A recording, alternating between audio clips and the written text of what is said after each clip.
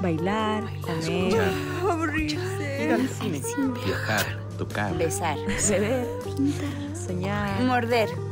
Descubre junto a Antonella Esteves las lecturas y canciones preferidas de líderes entusiastas de la cultura, los sabores que inspiran su día a día y los rincones que marcan sus historias. UChile TV y Radio Universidad de Chile presentan Cuestión de Gustos.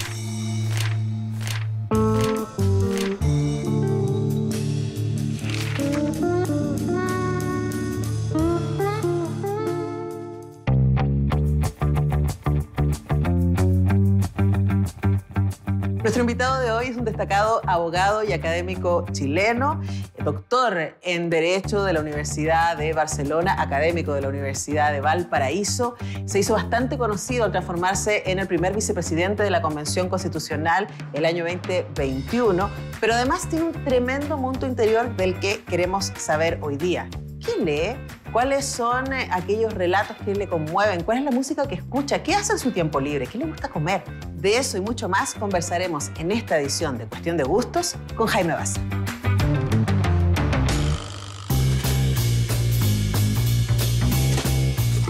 Bueno, Jaime, la idea de esta conversación es básicamente sacarte del rol en que te conocemos. Por supuesto, tú tuviste muchísima figuración. Hablamos de eso en su momento, ¿cierto? Hablamos. De eso, de estar tan expuesto durante el primer proceso constituyente. Y ahora estás de vuelta a la universidad, estás de vuelta a la investigación. Pero aquí hay amores que nunca has dejado de lado, que tienen que ver con la música, con la literatura, con las películas. Y que yo quería partir con la música, porque además tú tuviste banda mucho rato. Tuve banda mucho rato hasta que me patearon. También de sabor.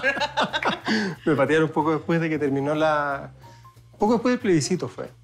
Pero claro, yo creo que entre la música y la literatura, probablemente más los libros que la música, como que me ayudaron a mantener cierto nivel como de racionalidad, como de normalidad durante lo que fue este proceso del plebiscito de entrada, la campaña, la pandemia, la constituyente, el plebiscito de salida. Y yo tenía una cierta rutina durante cada semana, cada día, y lo que me anclaba permanentemente a mi yo normal, a mi yo regular, eran los libros. Entonces yo tenía 2 o 3 momentos en el día donde estaba solo leyendo. ¿Pero cómo sea eso? Pasara lo que pasara, yo estaba solo leyendo 1 horita, media hora, lo que fuera. Ahora, leí por ahí en una entrevista que tú decías que el arte conectaba con lo irracional. Y quizás, claro, tú te dedicas al derecho y además al derecho constitucional, que es hablemos de cosas serias y específicas y cuadradas, ¿no?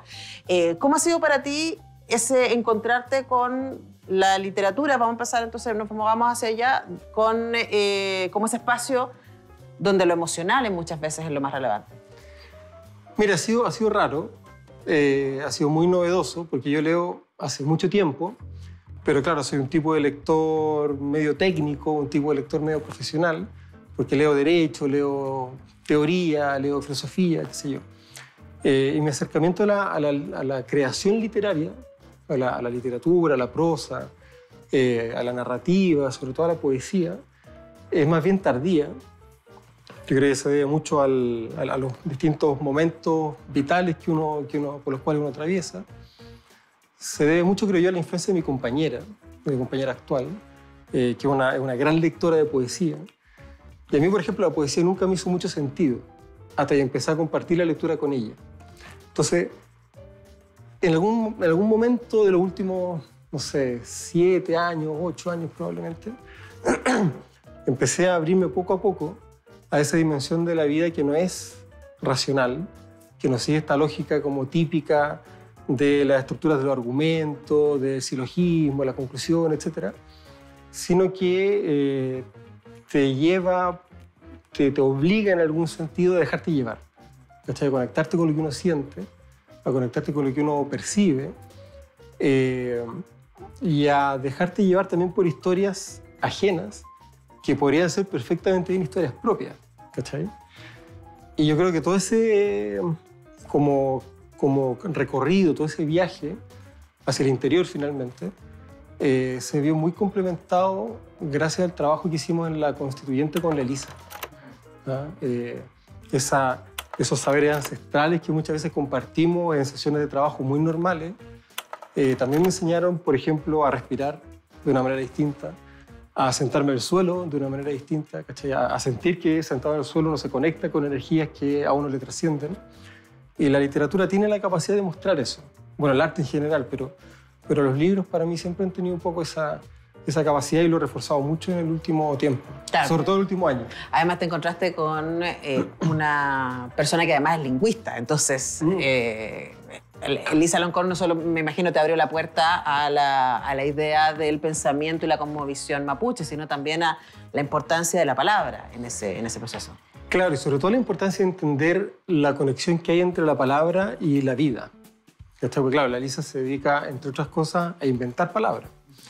Yo hace poco me llegó un libro que está escrito en castellano, pero de palabras de otros idiomas que no tienen traducción al castellano. Por ejemplo, no sé, el sonido del viento al pasar entre las hojas, en algún idioma tiene una palabra. ¿Cachai? La cara de malestar que se genera ante una situación incómoda, en algún idioma tiene una palabra, tiene un nombre. ¿Cachai? Y yo creo que es súper interesante ver, primero, que somos capaces de traducir en una suerte de lenguaje universal cuestiones complejas como los sentimientos, como las sensaciones, como las experiencias del mundo, pero al mismo tiempo también es súper interesante notar que todavía faltan cosas por descubrir, que todavía faltan como palabras por crear, pero también de repente emociones por crear o emociones por descubrir. Yo creo que ese tránsito para mí ha sido súper interesante, de mucho crecimiento y también reparador en distintos momentos de dolor de la vida, no solamente de la constituyente, ¿verdad? Hay mucha muerte siempre alrededor de la vida y yo creo que no estamos suficientemente preparados para lidiar con esa muerte tan cotidiana. Sí. ¿Está bien? Ahora, también a propósito de lo que decías de la poesía, ¿no? Y este encuentro a través de tu compañera, pensaba que para este mismo programa, mucho tiempo atrás, conversé con Cecilia Vicuña y yo no soy buena lectora de poesía, pensaría, pero también porque soy una persona muy acelerada. Estoy todo el tiempo pensando en esto y lo que viene después y no sé qué. Y Cecilia Vicuña a mí me dio una clave que cada vez que me enfrento a la poesía, me dice la poesía también es una manera de hacer resistencia, es salirse del tiempo proyectivo. Porque tiene otro ritmo. Exactamente, y también de la lógica productiva. Entonces, decir, yo me siento a leer poesía y de alguna manera estoy haciendo resistencia. Entonces, te imagino con el nivel de tensión que tenían durante la escritura de la propuesta constitucional, yo no sé, como en un rincón con un libro, ahí diciendo que necesito volver a mí porque si no me vuelvo loco. Mira, yo tenía cierta rutina por lo pronto en la semana. Yo todas las semanas hacía lo mismo. El lunes salía muy temprano de mi casa, a las 5:30 de la mañana salía rumbo a Santiago. En Valparaíso. En Viña, claro, en Viña del Mar. Y volvía a Viña del Mar el jueves a la hora que fuera. A las 3 de la mañana, a las 8, da lo mismo, a la hora que fuera, para yo despertar el viernes en mi cama, con mi familia. Pero además, dentro de cada día, sobre todo acá en Santiago, yo tenía 2 momentos de soledad y de conexión con las letras, con la palabra. Primero, yo trataba de almorzar siempre solo. Y almorzaba en alguno de los cafés que están por ahí cerca. Hay un par de centros comerciales, de estos como centros urbanos, qué sé yo. La clásica galería del centro. Una galería. Entonces yo trataba de almorzar siempre solo. No por huraño, sino porque en ese contexto el almuerzo termina siendo un lugar de trabajo. Sí, y además yo no quiero almorzar trabajando, ¿cachai? Entonces yo cerraba el boliche y me iba a esta galería, almorzaba solo y me iba a escribir. Escribía cosas a mano, revisaba mis notas, algunas cosas tipo diario, pero escribía. Y en la noche, según la hora a la que se pudiera, porque claro, las sesiones de trabajo terminaban muy tarde, pero después de eso venían reuniones de bancada, reuniones por Zoom, coordinaciones de votaciones. Pero entre medio yo me las arreglaba para encontrar un ratito para cenar. También cenaba solo. Me pedía, no sé, una ensalada, una pizza, una pasta, una copa de vino, siempre una copa de vino para terminar el día, y un libro. Y ahí leía. Y tenía 30 minutos, de repente 1 hora, según el día. Y claro, pasara lo que pasara alrededor, mi equipo sabía que yo estaba ahí también con un espacio como de autocuidado. ¿Cachai? Que yo creo que lo hacemos poco. Los hombres probablemente lo hacemos menos todavía. Somos menos conscientes de que este cuerpo igual tiene limitaciones, ¿verdad? La cabeza tiene limitaciones. y que hay que cuidarlo. Y esos 2 momentos en el día, que no eran el 100% de los días, de repente era el almuerzo, de repente la cena, de repente los dos, pero esos 2 momentos me permitían como mantener esa distinción entre el constituyente trabajador y el Jaime, pucha, normal, pues el Jaime que es profe, que es papá, que es compañero, que es amigo, ¿cachai? Y tratar de mantener un poco separadas esas 2 dimensiones de la vida, trabajando en una, pero también cultivando en algún sentido la otra. Ahora, me imagino que en lo que tú haces, que de nuevo es súper cuadrado y es súper, como uno podría decir, mediado, ¿no? Trabajamos la ley para que la gente tenga mejor calidad de vida. En el caso de la convención, ustedes estaban soñando una idea de país que tenía que ver con que todos y todas pudiéramos vivir mejor, pero me imagino que con tanta pelea, con tanta tensión, de repente perdís de foco, ¿para qué diablo estamos haciendo esto, no? Sí. Y quizás la literatura también te devuelve a la historia personal, a decir, dejémonos de los titulares y veamos qué es lo que le pasa a la gente cuando no es libre, por ejemplo. Mira, una de las cosas que más leí durante ese año eran diarios. Diarios, digo, diarios de registro de vida personal, no diarios de prensa, sino que diarios de vida. De hecho, después me metí a un taller literario con Ernesto Pfeiffer en Valparaíso, en Viña del Mar. Y esa conexión, o sea, esa lectura me permitió como conectar permanentemente con la vida normal. Porque, claro, leí diarios de autores como, no sé, Mario Lebrero, por ejemplo, que no se van en la bola filosófica mientras están escribiendo, sino que te cuentan que se tapó el baño, te cuentan de cómo va su proceso de escritura de la novela. Entonces, como que me acerqué mucho a ese tipo de literatura. Bueno, que algunos dicen que no es literatura, pero yo creo que tiene una ventana al alma súper importante, a ese tipo de literatura que te permite conectar con la vida material, con la vida cotidiana, que es algo que yo creo que en general en el derecho falta mucho. El derecho es mucha reflexión abstracta, mucha modernidad y poca materialidad, pero también me di cuenta que falta mucho en la política. Los políticos en general, sobre todo los que viven con sueldos de 6, 8, 10 millones de pesos, tienen condiciones de vida que son muy distintas a las condiciones de vida de las personas a las cuales tienen que representar. Yo creo que es uno de los factores que explica la distancia, ¿verdad? Y la desconfianza. Pero bueno, nada. Esa lectura de diarios yo creo que me dio como un ancla a la realidad permanente. Entonces yo sabía que había un trabajo que tenía que hacer que era muy extraordinario, histórico incluso, más allá del resultado. Pues claro, nunca había habido una constituyente que lograra redactar una constitución en 200 años de historia. Perdimos, es verdad, pero hay un texto redactado por representantes del pueblo. Hay un antecedente. Hay un antecedente. Entonces tenía una tarea histórica muy importante, pero al mismo tiempo seguía siendo una persona común y corriente, ¿verdad? Que le cambiaba los pañales a la cabra chica cuando podía, y que iba al supermercado cuando podía, y que estaba llamado también a representar esa vida normal, esa vida material.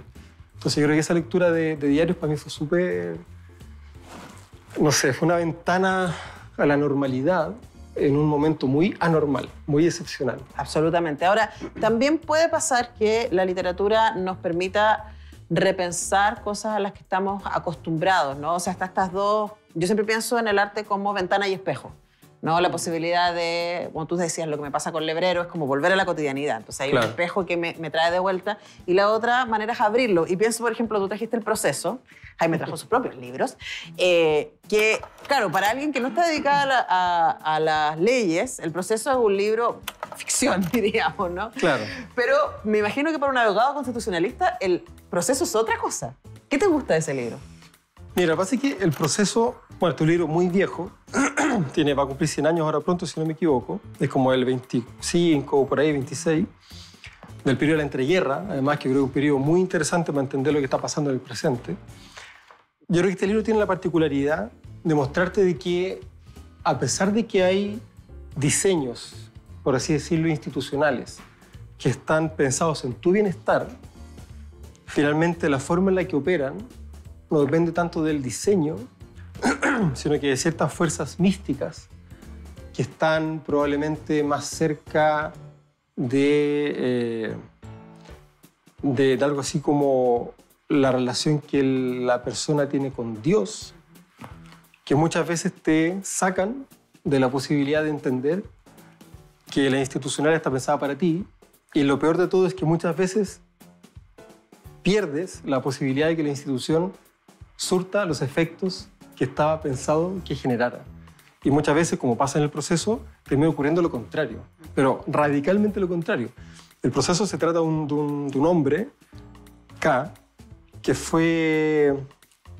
lo fueron a buscar a su casa algunos agentes del Estado. Nunca le notifican de qué está siendo acusado, nunca comparece ante un tribunal, nunca comparece ante una autoridad de la ley, siempre comparece ante, podríamos decir, funcionarios auxiliares, funcionarios auxiliares. El guardia, el portero, la mujer del baño, ¿cachai? Y todas esas personas están permanentemente diciéndole, compadre, cagaste. No, puta, no. Todo mal, todo mal, todo mal, todo mal. Y nunca logra hablar con un abogado, nunca logra hablar con un juez, nunca logra hablar con nadie que le hable realmente en nombre del tribunal. Y el hombre finalmente es ejecutado. El hombre muere sin que siquiera se le haya notificado de que estaba siendo acusado. Entonces yo creo que esa suerte de distopía, que yo creo que tiene una dimensión muy actual por lo que significa la justicia de clase en Chile, tiene una presencia muy dura, muy agobiante. Y además la idea de la maquinaria, ¿no? Del acceso finalmente, necesito hablar, necesito información, necesito poder hablar.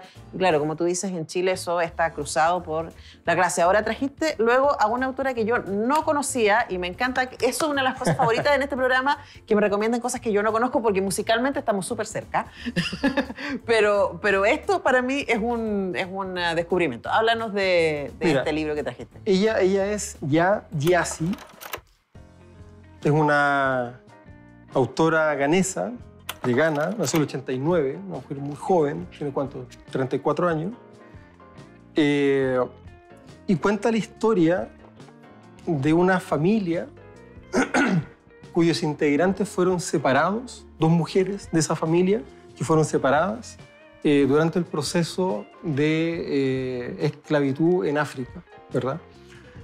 Cuenta de manera muy dramática cómo las potencias europeas, Holanda, por ejemplo, etcétera, se aliaban con una tribu en África, de modo tal de que el proceso de caza y recolección de esclavos se traducía en términos concretos en una guerra entre tribus. Entonces era la tribu A la que peleaba con la tribu B, y el que perdía le vendía a los esclavos a Holanda.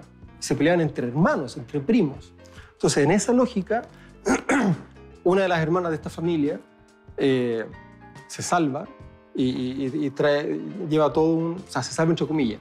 Hay una de las hermanas de la familia que es tomada esclava y va haciendo todo un recorrido por el siglo XIX, por el siglo XX, hasta que llega a las plantaciones de algodón en Estados Unidos y eventualmente recupera la libertad. Pero después de... O sea, recupera la libertad su tataranieta. Pues claro, durante todo el siglo XIX-XX. Pero la hermana de ella, que también es apresada, muere en este castillo fabuloso, blanco, hermoso que hay en Ghana, pero donde en el subterráneo están como animales los esclavos, sin comida, sin baño, sin ropa, sin cama, sin nada. Y la historia como que la representa una gema. La gema es como el objeto que le da continuidad a la historia de las hermanas. Que viaja. De que viaja por el tiempo. Y claro, bueno, este libro, no quiero hacerte el spoiler, pero ¿sabes qué me llama? Termina de una manera muy esperanzadora. Es un libro súper lindo, a pesar del dolor que transmite. Sí, es que un poco uno, no sé si te pasa, cuando uno lea como la contraparte y dice, no sé si me quiero meter en ese mundo, ¿no? Pero también está eso. Hace poco leí Hierba, esta novela gráfica que ganó muchísimos premios de Corea y tuve la posibilidad de conversar con su autora. Y a mí no deja de conmoverme esta idea de que, por un lado, uno sabe tan poco respecto a los dolores de otras naciones, ¿no? Y de otras comunidades. Y por otro lado, tenemos tanto donde hermanarnos. Sí, pues, efectivamente. Mira, yo de la historia de Ghana en particular no sabía nada. Yo tengo una amiga que está casada con un ciudadano ganés, que es amiga de mi compañera en realidad. Y a medida que iba leyendo el libro, como que cada 10 o 20 páginas tenía que meterme en internet. Claro. para verificar si lo que estaba aquí era real o era una creación literaria. Y debo reconocer con mucho dolor que lo que cuenta es real. Que lo más atroz es real. ¿Cachai? Entonces, Es claro, histórico. hay una recreación ficcionada, ¿verdad?, de la historia de la familia, porque, claro, la autora evidentemente no tiene documentos, fuentes documentales que respalden su historia de los siglos XIX y XX, pero una historia que podría haber ocurrido perfectamente bien, porque se sostiene en hechos reales, en matanzas reales, en el proceso de esclavitud impulsado por las potencias europeas que fueron a vender esclavos a Norteamérica, ¿verdad? Y con este drama de las tribus que se peleaban entre ellas. Lo encontré muy, muy dramático. Entonces, claro, el libro está atravesado por mucho dolor, pero es muy hermoso leerlo. Es muy hermoso. Vamos a descubrirlo. Ahora, también trajiste Kafka a la orilla, hablando de Kafka de vuelta, de Murakami. Y a mí me llama tanto la atención, tengo mi propia historia al respecto, pero que Murakami sea tan leído en Chile. Parecía que fuera Sí, tan es raro, ajeno, ¿no? Mira, yo lo descubrí por casualidad. Alguna vez posteé en Twitter, en verano, si es que alguien me recomendaba lecturas de verano, y llegaron, no sé, 800 sugerencias. Y una persona a la que después le escribí para darle las gracias me recomendó este y me escribió por interno. Me dijo, bueno, tenéis que leerlo, tenéis que leerlo. ¿Y ¿Es tu primer Murakami? Sí, Ah. por aquí entré. Después leí La muerte del comendador, leí Tokyo Blues, salió varios más. Pero entré aquí. Y primero me llamó mucho la atención la forma en la que Murakami, yo no soy experto ni mucho menos, pero lo que uno lee, me llamó mucho la atención la forma en la que Murakami identifica las fronteras por las cuales uno atraviesa a lo largo de la existencia. Fronteras entre la vida y la muerte, el sueño y la vigilia, la fantasía y la realidad, el futuro y el pasado. Y Murakami está permanentemente transitando por esas fronteras, medio confundiéndote, medio jugando, que también es algo que hace mucho en La muerte del comendador, pero también invitándote a entender que uno vive permanentemente en esa frontera, Sí. ¿verdad? Y de repente uno vive la vida y también de repente, sin morir, uno vive la muerte. Y esa forma que Murakami tiene de jugar con los espectros, con los gatos, con estos viajes misteriosos de una persona que se pierde en el bosque, ¿verdad? Con una cabaña perdida en la mitad de la nada, me parece súper interesante porque muestra una parte de nuestra forma de ser humano que nosotros no vemos. Probablemente por lo que conversábamos al principio, ¿cierto? Por este exceso de racionalidad. Y por nuestro afán de control también. Y por nuestro afán de control, claro. Claro, y porque no nos atrevemos, porque yo creo que no nos atrevemos lo suficiente a atravesar ciertos umbrales. Estamos como permanentemente viviendo al lado de acá y medio expectantes de lo que hay al otro lado, pero sin atrevernos a cruzar. Bueno, también uno pensaría que los japos tienen más esta conciencia de lo espiritual y de aquello que supera lo físico, ¿no? Bueno, estamos con Jaime Baza, vamos a seguir conversando respecto a sus gustos, pero tenemos que hacer una pausa. Ya regresamos.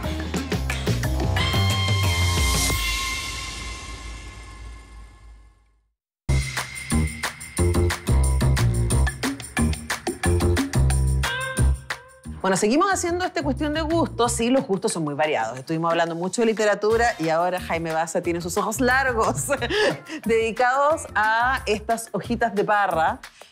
Sabemos que tú tienes una parte de tu familia que es de origen palestino. ¿Qué significa la comida árabe para ti? Mira, es bien especial en la casa, en la familia, porque claro, parte de mi familia viene de Palestina, de Beit Yala. Entonces, esos sabores son sabores que han estado siempre rondando a mis abuelos, mis bisabuelos, mis tatarabuelos, mucha gente que nunca conocí. Pero además, una de las gracias que tiene la cocina palestina, o la cocina árabe en general, es que es muy lenta de hacer.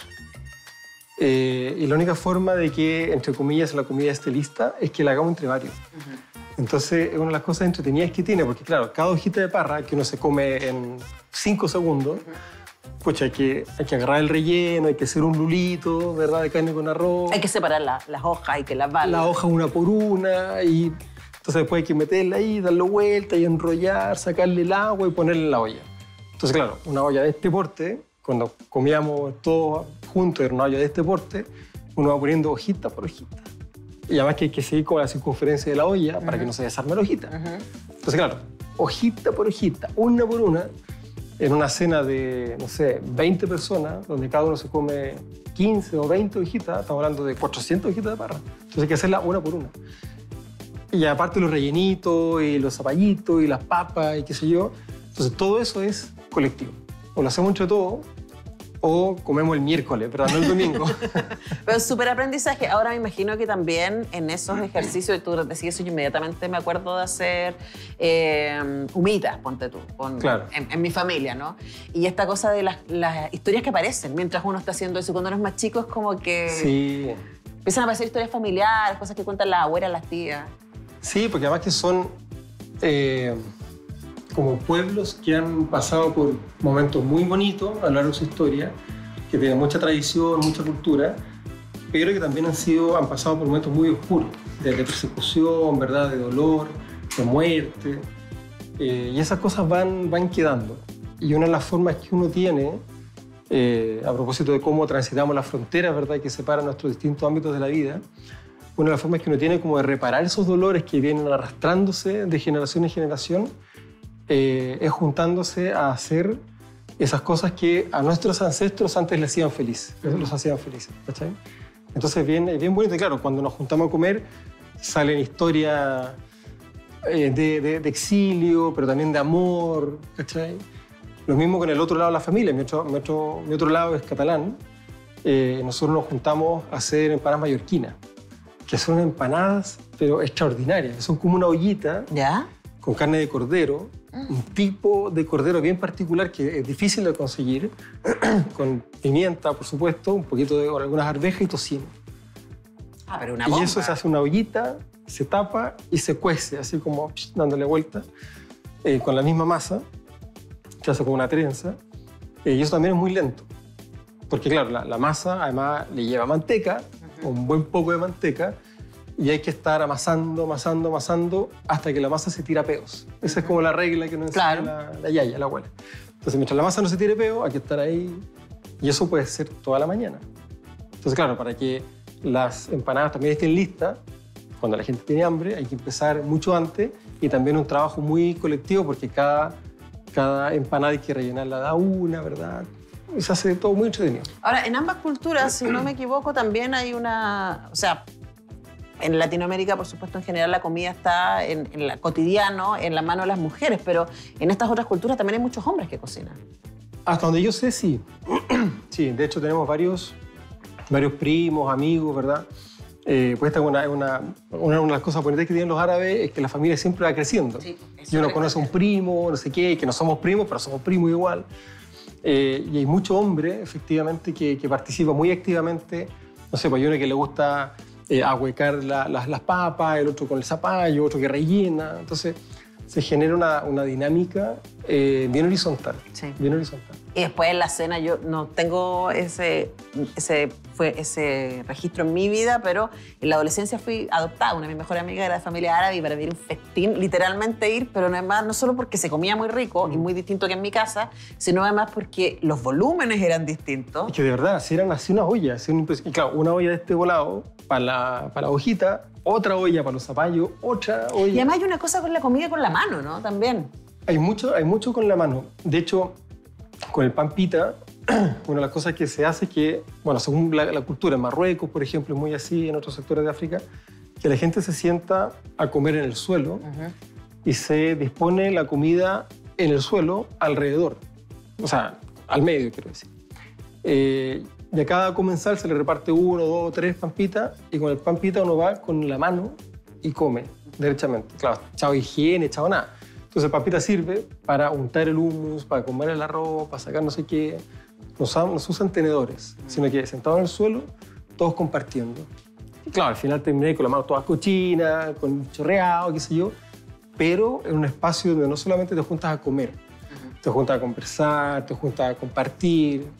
Y es bien bonito, es bien bonito. Justo hace poco me acuerdo haber visto un video de un destacado humorista gringo, cuyo nombre, por supuesto, no me acuerdo, y que le hablaba a los xenófobos en Estados Unidos, ¿no? Y les decía, a ver, pero si a ustedes no les gusta ok, no tenemos inmigrantes, pero tampoco tenemos ningún tipo de especies. Entonces, no hay inmigrantes, no hay especies. Entonces, Claro. como háganse cargo de eso, ¿y qué vamos a comer? Papas. Ni siquiera papas, porque tampoco son propias de Estados Unidos, como sin nada, ¿no? Y yo creo que también Claro. es interesante esa cosa de celebrar. Hay una canción de Anna Stern que habla de eso, ¿no? Que vienes con tus comidas y con tus sabores y lo que nos vamos encontrando aquí. Ahora, tú eres papás de 3, 2 adolescentes y una más chica. ¿Cómo sientes tú que puedes compartir esta herencia que tú recibes de ambos lados de tu familia en la comida, pero también en otras cosas? Como decirles, somos puro movimiento. Sí, yo creo que un poco con esa idea, que el lugar donde uno nace tiene una carga emocional, cultural, afectiva importante, muchas veces positiva, pero no siempre positiva. Pero junto con tener una carga cultural importante es también un accidente. O sea, uno nace donde nace por azares de la vida, ¿verdad? Y eso en algún sentido te permite entender, claro, primero que hay un movimiento constante de los integrantes de las familias, pero también de tu propia forma de ser. O sea, yo soy muy distinto a como era, no sé, hace 10 años, hace 20, hace 30, para qué decir, cuando estaba en el colegio. En el colegio era una persona totalmente diferente. Y eso también da cuenta, creo yo, de un movimiento. Y una de las cosas que le hemos inculcado a los 2 mayores, que tienen 15 y 17, y que efectivamente hay pocas cosas respecto a las cuales uno puede reclamar propiedad. ¿Ah? Yo siempre traté, por ejemplo, de que mis hijos entendieran, sobre todo los 2 mayores, de que la crianza de parte de uno supone la responsabilidad de criar para dejar volar. Pero al mismo tiempo pensando en que hay detrás un proceso de construcción de autonomía progresiva. Las personas no pasan a ser adultas de un día para otro cuando cumplen 18 años.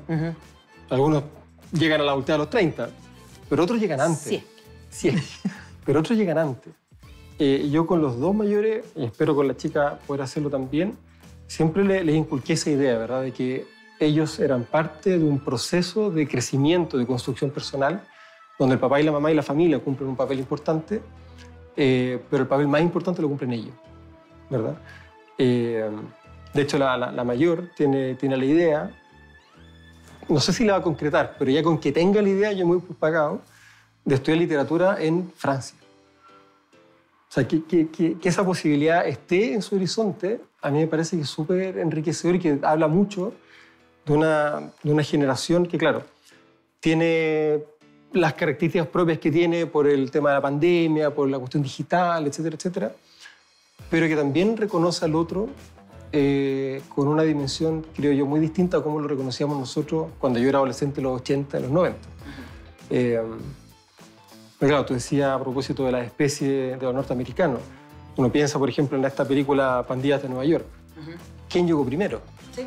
¿Quién es migrante respecto de quién? ¿Ah? Pues en Chile tenemos varias oleadas de migrantes. Claro. Españoles, palestinos, peruanos, bolivianos, venezolanos, haitianos.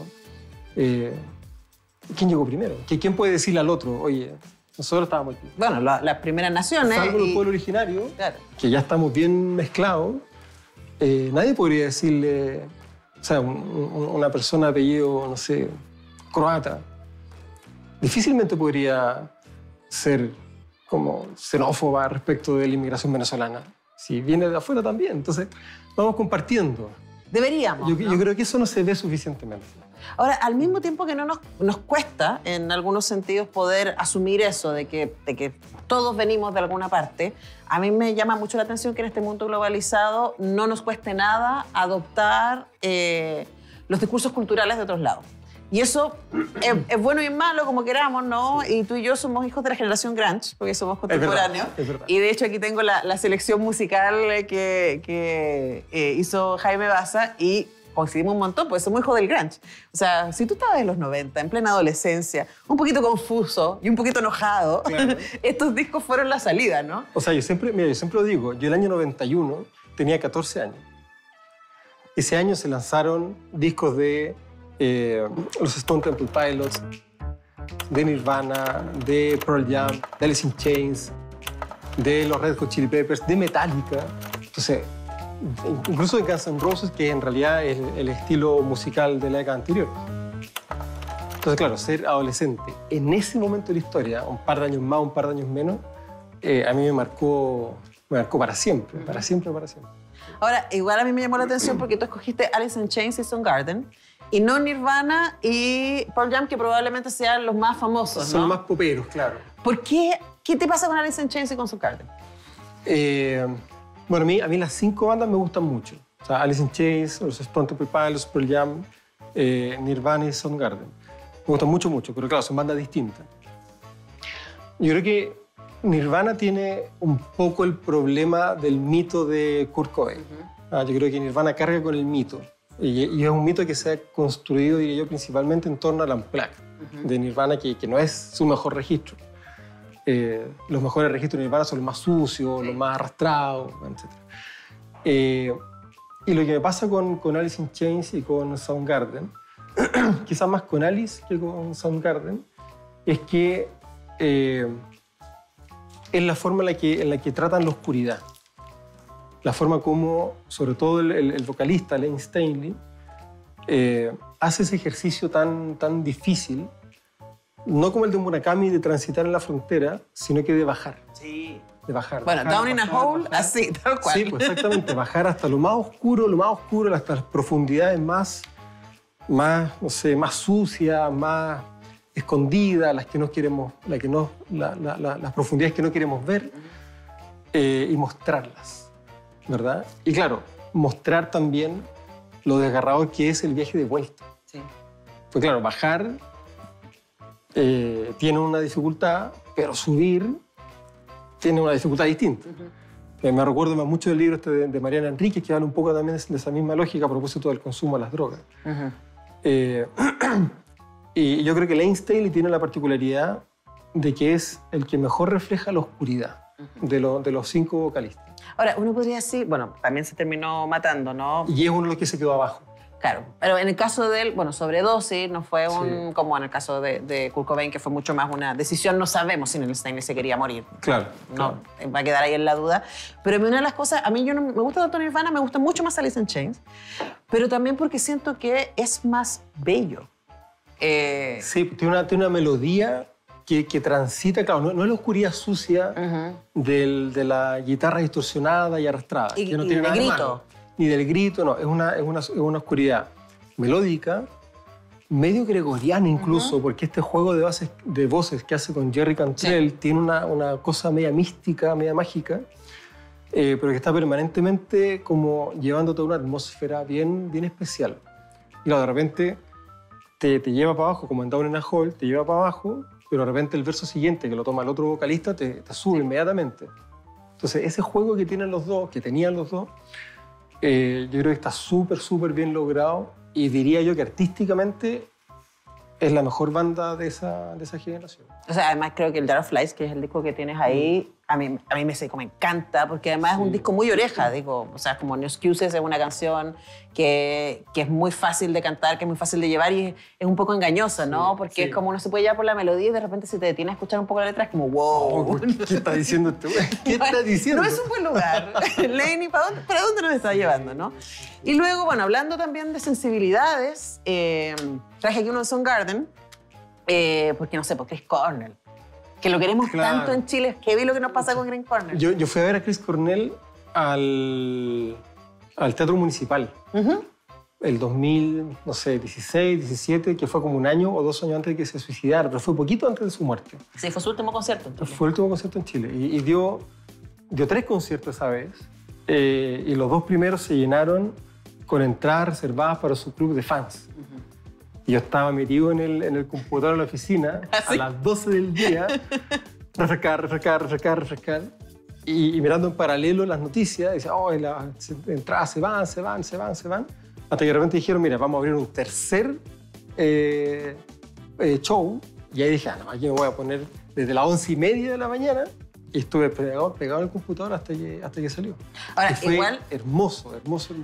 Igual él ya vino ahí solista, ¿no? Vino solo. A mí Vino con el bajista. el bajista que lo acompaña con el... Claro, pero vino ya con ese proyecto, también en Sí. modo Soundgarden. No, claro. Y quizás también ahí hay un salto que a mí me parece interesante, porque si uno piensa Soundgarden, los discos Soundgarden y Audioslave, que son mucho más rockeros, mucho más rítmicos, y luego este trabajo que hizo con la gente de Eleven, ¿no? Que es su primer disco solista de Euphoria Morning, que es una cosa. Sí. Entonces, pero tú escogiste el lado más rockero. Sí, Hablemos de eso. Y de tu propio lado más rockero, tuviste banda 10 años. sí, pues. Mira, a mí me gusta mucho Soundgarden, porque además que creo que Cornell tiene un poco el rollo de como el hombre perfecto, guapo, bonito, Carismático. alto, simpático, inteligente, con el pelo largo, Sensible. bien cuidado, sensible. Cantando como los dioses. Pero que al mismo tiempo te muestra que vive permanentemente agobiado por la vida, por los dolores, etcétera, etcétera. Entonces, está de nuevo jugando siempre con eso.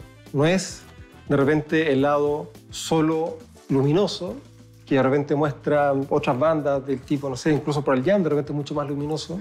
No es solo la oscuridad de Alice in Chains, sino que es un poco el contraste permanente, ¿verdad? De un compadre que canta cuestiones del tipo, me veo muy bien por fuera, pero estoy hecho pedazo por dentro. Claro. ¿va? O Que Black es- Hole que Sun. es Outshine, o Claro. Black Hole. Entonces, esa dinámica que tiene, porque además es el hombre que, a pesar de haber atravesado por ese valle de tormentas que fue,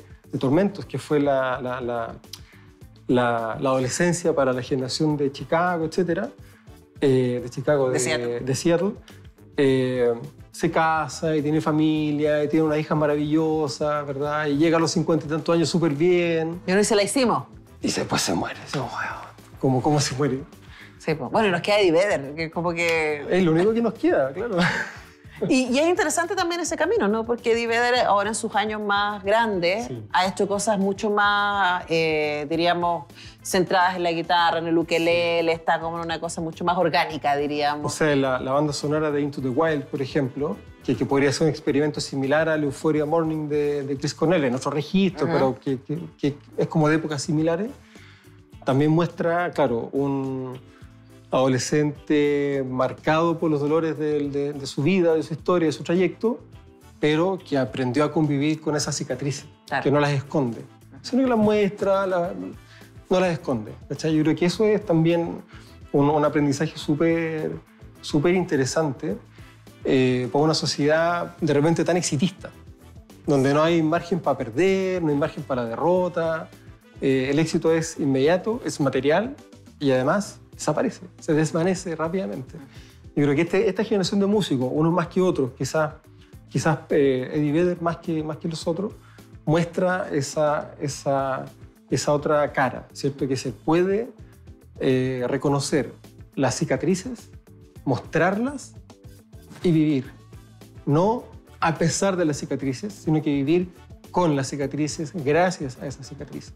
Yo creo que esa generación del grunge muestra un poco eso. Que es la generación además que es previa a los antidepresivos, Sí, porque después la música se fue al carajo. Por tantas razones, Jaime, pero hay una cosa además que yo quería decir respecto a eso que usted está comentando y tiene que ver también con hombres mostrando esas cicatrices, porque de hecho también lo hablamos en algún momento en otra entrevista cuando estábamos o creo que estábamos todavía en la escritura, y yo te decía que una de las cosas que se había dicho mucho respecto a ti, por ejemplo, que hablar ahí en femenino, ¿cierto? Cuando asumiste como vicepresidente de la convención, o como esta mirada mucho más orgánica, ¿no? del ser humano, básicamente, yendo un poquito contra el mandato del hombre, aquí no pasa nada, más un abogado constitucionalista, aquí no pasa nada, tengo todo bajo control, ¿cachai? Y creo que también hay una cosa ahí como generacional, porque las generaciones ahora tienen mucho más el feminismo integrado, también los hombres, les cuesta, pero iban, ¿no? Pero parece que mostrando la cicatriz y haciéndonos cargo de los dolores y de la propia vulnerabilidad es camino más amable. Mira, yo pertenezco a una generación bien particular. Yo tengo 46, soy del 77. Es la generación que en los 90 no estaba ni ahí con nada. No tenía ahí. Que vino a disfrutar los triunfos deportivos del fútbol cerca de los 40 años y tuvo puro fracaso toda la vida, los 80, el Cóndor Roja, ¿verdad? la eliminación de los mundiales, bueno, en fin, pero además derrotas muy humillantes en Copa América, bueno, etc. Y que por alguna razón como que se dejó llevar por esa dinámica del yuppie broker que trabaja en la bolsa de Nueva York. El lobo de Wall Street Y que como que se dejó llevar por esa lógica. O sea, no estoy ni ahí, pero además que hay un éxito material palpable, tangible, fácil. Y claro, eso en un contexto de una sociedad patriarcal que viene saliendo de la dictadura. Y neoliberal a todo neoliberal a chanta. Esa combinación de factores yo creo que nos ha perjudicado mucho como personas. Pues claro, el patriarcado tiene un efecto súper evidente sobre la mujer, pero también tiene un efecto súper evidente sobre el hombre. Y yo creo que respecto de eso se ha hablado poco, de ser capaces, por ejemplo, de reconocer que hay distintas formas de ser hombre, ¿verdad? Que hay distintas masculinidades, que más allá de tus gustos sexuales, más allá de lo que hagas en la cama, ¿verdad? Hay distintas formas de llevar tu ser hombre, ¿verdad? Y en eso que se ha perdido también la posibilidad de mirar para adentro. No solo de conocerse a uno mismo, sino que más de dejar que otras personas miren. Y claro, adentro, pensando de nuevo en Alice in Chains, en Murakami, adentro hay de todo. Hay alegría, hay dolor, hay éxito, hay fracaso, hay oscuridad, hay luz. Miedo. Hay miedo. Y cuando uno deja... O sea, primero, cuando uno mira para adentro y conoce eso, uno adquiere un crecimiento y un conocimiento de sí inigualable. O sea, yo creo que no hay nada que te permita crecer tanto como mirar hacia adentro. Pero al mismo tiempo, dejar que otras personas entren también genera un tipo de conexión sentimental, afectiva, parental, fraternal, muy distinta a la que se puede construir en clave del éxito materialista, del neoliberal, patriarcal de los 90, del no estoy ni ahí, ¿cachai? Es otra persona, es ciertamente otro hombre, pero sobre todo es otro tipo de relaciones humanas. Yo creo que los hombres hemos perdido mucho tiempo como cerrando la puerta a eso, ¿cachai? Y yo con esto no quiero decir que yo la tenga abierta, por el contrario, yo soy Pero por lo menos eres consciente. Yo soy consciente de que algo hay ahí. He estado haciendo esfuerzo y ejercicio para conectarme con eso, para dejar que otras personas también se conecten, para trabajar esa empatía radical, por ejemplo, que supone reconocerse vulnerable frente a otra persona, sea tu pareja o tu amigo o no. A tus hijos. O tus hijos, exactamente. Y construir desde ahí. Porque esa base de construcción yo creo que tiene una solidez distinta. Sí, no estaba pensando a propósito de eso mismo, ¿no? De los hijos y lo que pueden encontrar. O sea, la tremenda libertad que les regaláis cuando decís, ¿sabéis que podéis fallar? Y está todo bien. Claro. Y no pasa nada. Y porque más que hay etapas en el crecimiento de un niño o de una niña donde necesita que el padre y la madre sean un roble, sobre todo al principio, pero hay momentos de la vida donde los niños y las niñas también tienen que aprender que tienen derecho a cometer errores, ¿verdad? Y que cometer un error no significa te cierro la puerta y me olvido de ti. O se acaba el mundo y me suicido. No, ¿sí? Uno comete errores, aprende, sigue adelante, tiene una marca en el brazo y ya está. Y seguimos. Ya está. Oye, se nos pasó volando el tiempo, Jaime Baza. Y no nos comimos la hojita parra. No, si nos vamos a comer la hojita parra. Tranquilidad, pero vamos a cerrar escuchando a Víctor Jara. Tú escogiste además hablando de rock, ¿cierto? Y de gente curiosa que va más allá de los límites. El Derecho a Vivir en Paz es una obra, o sea, en términos musicales y de lírica superior. Y es un súper lindo lugar desde el rock a la música de compromiso, ¿no? Pero además como reivindicación de lo que fue la revuelta. Y todo ese ejercicio de luchar por un país más justo, por mayor justicia social, por mayor equidad. Yo creo que más allá del ejercicio que algunos están haciendo por borrar eso que hicimos, el proceso 2019-2022 es un proceso de lucha, pero sobre todo de justicia social, al que yo creo que debiéramos volver a mirar con ojos más reflexivos, con más templanza, y sobre todo reconociendo el trabajo que ahí se hizo, reconociendo las grandes movilizaciones, reconociendo el sacrificio y el esfuerzo que muchos y muchas hicieron en esa etapa y reconociendo que, mal que mal, la propuesta de la Convención Constitucional también viene de un momento de crisis social que hay que enfrentar. Claro, del que no nos hemos hecho cargo. Así que derecho a vivir en paz, y con esa recomendación de Jaime Baza cerramos y nos vamos a comer las hojitas de parra, por supuesto, y el hummus. Muchas gracias, Jaime. Gracias, muchas gracias.